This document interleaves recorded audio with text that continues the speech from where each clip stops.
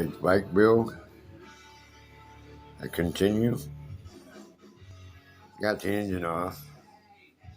Getting ready to put the cylinder. Well, I gotta do a little bit more on the cylinder. Important. G5 port. Got a little bit of scar tissue. Working on that now with some stuff. I said it in my last video.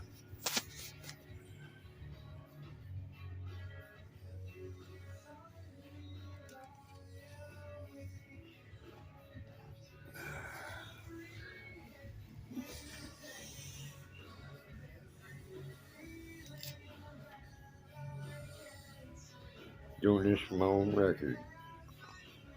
It's gonna be changed a little bit. Old school handlebars up like this. Not like the ape hangers I had on that one.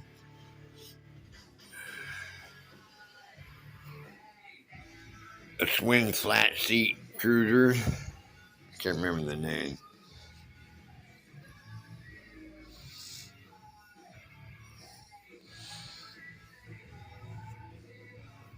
With that head.